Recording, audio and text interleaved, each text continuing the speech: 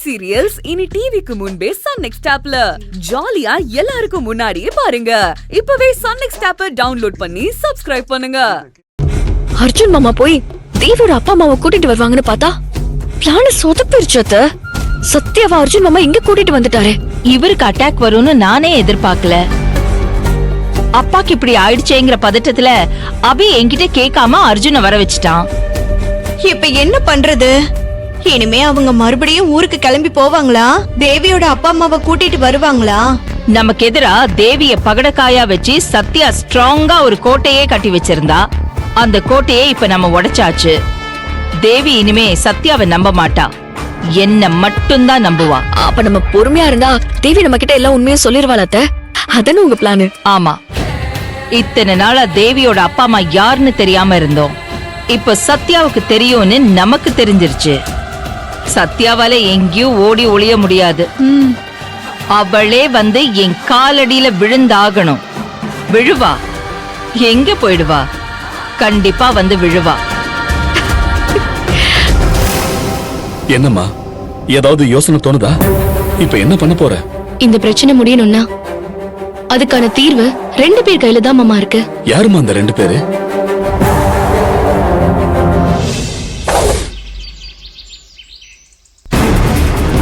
நாம் பெத்த 2 பொண்ணுங்கள்ல ஒரு பொண்ணு இன்னொரு பொண்ணுக்கு வினயம் வந்து நிக்கிறாளே. இந்த தேவி ஏன் சத்யா பேச்ச கேட்கவே மாட்டேங்கிறா? தங்கச்சியை விட அவன் மாமியார் அவளுக்கு நல்லது செஞ்சிருவாளா? எனக்கு வர்ற கோபத்துக்கு அந்த தேவிய அவளை இன்னைக்கு.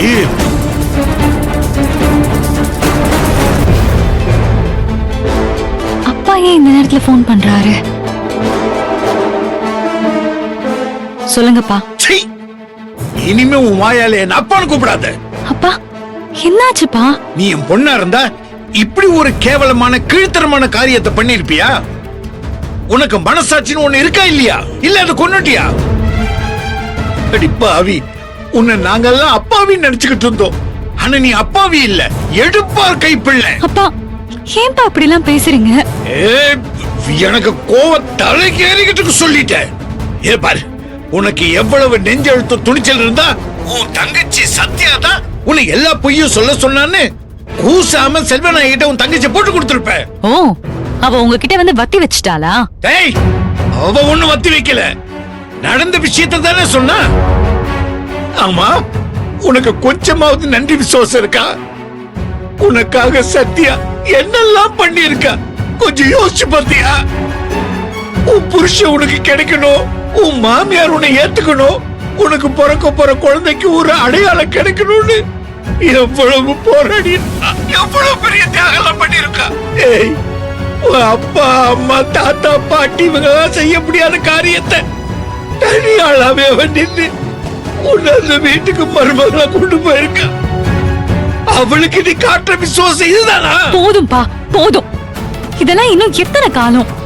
அவளால தானப்பா நீங்க என் மாமியார் கிட்ட வந்து நாங்க தான் தேவியோட அப்பா அம்மான்னு சொல்ல முடியாம இருக்கீங்க. அப்படி நீங்க ஒரு வேளை சொல்லிருந்தா என் எல்லா பிரச்சனையும் இந்நேரம் சுமூகமா தீர்ந்து போயிருக்கும்பா. நானும் சந்தோஷமா என் வாழ்க்கைய ஆரம்பிச்சிருப்பேன். இப்படி வயித்துல புள்ளையோட குத்து உயிரும் குலை உயிருமா தினந்தோறும் வாழறதே ஒரு போராட்டமா இருக்குப்பா. என் உணர்ச்சிகள் ஏன்பா உங்களுக்கு புரிய மாட்டேங்குது? இது நீயா போட்டுக்கிட்ட சிக்கல். ஆமா, நீ பண்ண பாவத்துக்கு தண்டனையை நீ அனுபவிச்சு தானே ஆகணும். அப்போ நானே இந்த சிக்கலை பிரிக்கிறேன் தானப்பா சொல்றேன். ஏன் யாரும் என்ன விட மாட்டேங்கிறீங்க? நீ சிக்கலை பிரிக்கல, எங்க எல்லார் கழுத்துலயும் தூக்கு கயிறை மாற்ற. அந்த அளவுக்கு விஷயம் சீரியஸா இருக்கு. இத பாரு, நீ பேசாம இந்த விஷயத்தெல்லாம் சத்யா கிட்ட விட்டு செல்வநாயகியை எப்படி எப்படி எல்லாம் டீல் பண்ணணும்னு அவ ஒருத்திக்கு மட்டும் தான் தெரியும். ஏன்பா இவ்ளோ நாள் ஆகியும் திரும்ப திரும்ப போய் மேல போய் சொல்லி பிரச்சனையை மேலும் மேலும் சிக்கலாக்கணும்னு நினைக்கிறவங்கள ஆதரிக்கிறீங்க. ஆனா உண்மைய சொல்லி இந்த எல்லா பிரச்சனையிலும் இருந்து விடுபடணும்னு நினைக்கிற என்ன ஏன்பா நீங்க ஆதரிக்க மாட்டேங்கிறீங்க? நீ உண்மைய சொன்னா அந்த செல்வநாயகி உன்னை அப்படியே மன்னிச்சு ஏத்துக்குவான்னு நினைக்கிறியா? முட்டாள், முட்டாள். ஏன் உனக்கு இது புரிய மாட்டேங்குது? அது இந்த ஜென்மத்துல நடக்கவே நடக்காது. அத்தை மாறிட்டாங்கப்பா. இந்த உலகமே அழிச்சாலும் அந்த செல்வநாயகி மட்டும் மாறவே மாட்டா. இது ஏன் உனக்கு புரியவே மாட்டேங்குது? விஷம் எப்படி தேனா மாறும், தேள் எப்படி எறும்பா மாறும். அவ போன திமிரு, அவளோட பரம்பரை ரத்தம். உன் மரமண்டைக்கு அது புரியாது. இந்த பார், உங்ககிட்ட நான் ஏன் விவாதம் பண்ணணும்? நீ மட்டும் உண்மையை சொன்னா பாதிக்கப்பட போறது உன் வாழ்க்கை மட்டும் இல்ல, என் சின்ன பொண்ணோட வாழ்க்கை கூட தான். இது ஏன் உன் மரமட்டிக்கு புரிய மாட்டேங்குது? இதுக்கு மேல நான் என்ன பண்ண முடியும்? என்ன நம்புங்கப்பா, எந்த பிரச்சனை வந்தாலும் நான் பாத்துக்கிறேன்.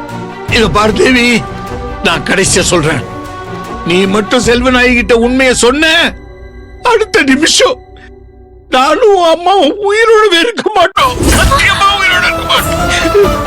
அப்பா, என்னப்பா சொல்றீங்க? இதோ, நான் சும்மா பேச்சுக்கு தான் சொல்றேன்னு நினைக்காத தேவி, நிஜமா தான் சொல்றேன். அங்க உன் அத்தை கிட்ட நீ விஷயத்த சொன்ன அடுத்த நிமிஷமே இங்க உன் அப்பா அம்மாவோட பொண்ணு விழும். எங்க சாவுக்கு இதான் காரணம் எழுதி வச்சிருவோம். நாங்க உயிரோடு இருக்கிறதா இல்ல சாகிறதாங்கிறத நீயே முடிவு பண்ணிக்க. நான் போட வச்சிருந்தேன்.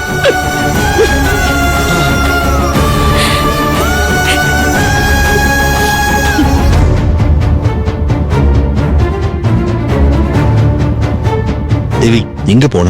ரெஸ்ட் ரூம் போயிட்டு வந்தேங்க. ஏன் கண்ணெல்லாம் கலங்கி இருக்கு? லைட்டா ஸ்டொமக் பெயின், அதான் டேப்லெட் போட்டிருக்கேன். சொல்லுமா, ஏன் கண்ணெல்லாம் கலங்கி இந்த இருக்கு? பிரச்சனை முடியணும்னா அதுக்கான தீர்வு கண்ணெல்லாம் யாரோ கலங்கி 2 இருக்கு. பேர் கையில இருக்குன்னு சொன்னீங்க. ஏன் யாருமா கண்ணெல்லாம் அந்த கலங்கி 2 பேரு? இருக்கு? ஒருத்தர் எங்க அப்பா, அப்ப இன்னொருத்தர் யாரு? அது நீங்க தான் மாமா. என்னது? நானா? ஆமா மாமா, அத்தைய முழுசா புரிஞ்சவரு நீங்க மட்டும்தான். நீங்க நினைச்சா கண்டிப்பா முடியும். கடைசியில என் தலையிலேயே கை வச்சிட்டியா? சரிம்மா, நானே இந்த பூனைக்கு மணி கட்டுறேன். என்ன வந்தாலும் பாத்துக்கலாம். நீ போய் அபியையும் அர்ஜுனையும் நான் வர சொன்னு போய் சொல்லுமா. அவங்கள மட்டும் வர சொல்லு. சரிங்க மாமா. ஆ.